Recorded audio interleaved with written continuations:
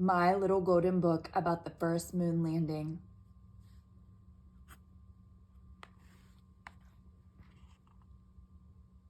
My Little Golden Book About the First Moon Landing by Chip Lovitt, illustrated by Bryan Sims.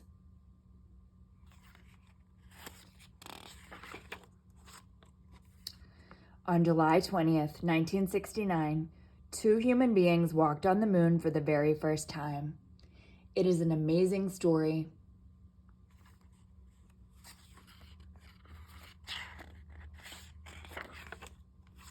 The moon is our planet's closest neighbor in space. It is more than 238,000 miles away from Earth. Humans have always gazed up at the moon, and we have always had the same question: what's up there?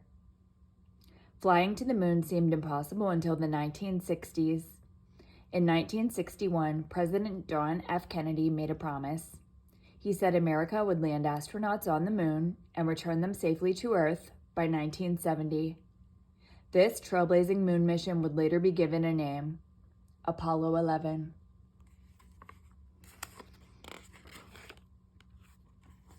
America's space agency is called NASA, which stands for National Aeronautics and Space Administration.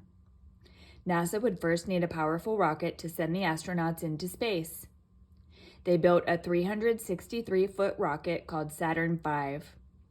It was as tall as a 36-story building. Saturn V would carry a second unit, a command module called Columbia. It was shaped like a gumdrop and had a cabin for the astronauts. It would fly high above the moon's surface while the astronauts did their moonwalk. The third spacecraft was a lunar lander named Eagle. It looked like a giant insect. Eagle would drop down from the command module and land two astronauts on the moon.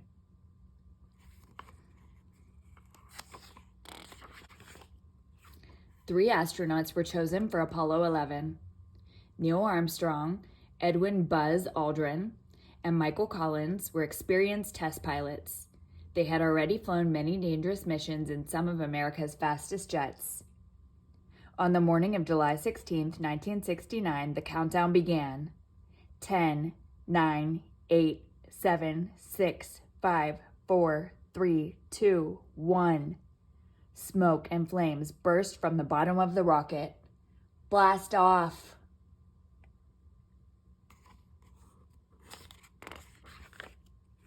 Soon Saturn V was high above Earth. Faster and faster it flew, 6,000 miles per hour, then 15,000 miles per hour. The rocket quickly reached a speed of more than 24,000 miles per hour. That's more than 6 miles a second.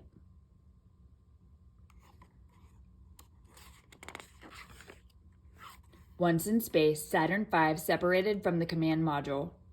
Next, the command module separated from the lunar module. It turned around, then docked with the lunar module to join the hatches from the command module to the lunar module. Then the command module Columbia and the lunar module Eagle flew on toward the moon.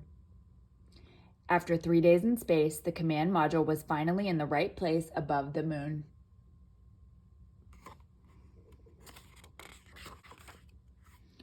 Armstrong and Aldrin got into their spacesuits, then climbed into Eagle. Collins would stay in the command module, flying high above the moon. There is no air on the moon. It can be both freezing cold and really hot. The astronauts' spacesuits would give them air to breathe. The suits would also keep them warm if they got too cold, or cool them off if they got too hot. Too much perspiration could fog up their helmets, and the astronauts would have no way to clean them while wearing them. Their helmets also had radio gear for communicating with Collins and the NASA scientists back on Earth.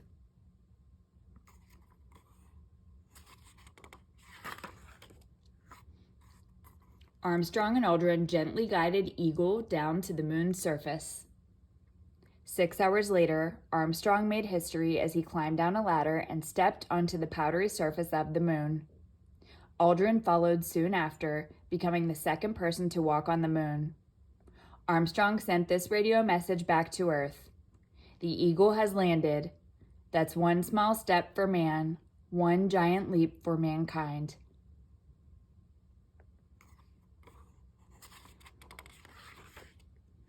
The astronauts filmed the moonwalk. More than 500 million people around the world watched it live on TV, thrilled to witness this amazing event. Armstrong and Aldrin raised an American flag and left a plaque on the moon's surface. The plaque reads, "Here men from the planet Earth first set foot upon the moon. July 1969 AD. We came in peace for all mankind."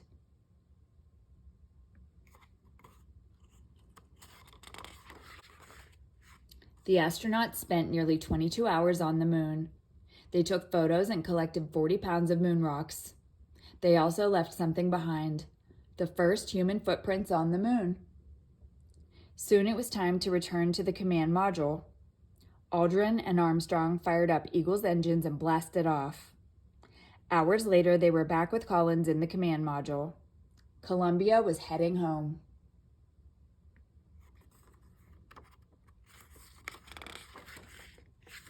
On July 24, 1969, Columbia splashed down in the Pacific Ocean.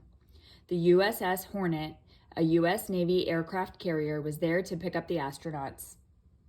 Thanks to the astronauts' discoveries, scientists learned many things from the Apollo 11 mission. They came to believe that the moon was once part of Earth until it broke off and flew into space long ago. Scientists also found evidence that the moon has moonquakes, just as Earth has earthquakes.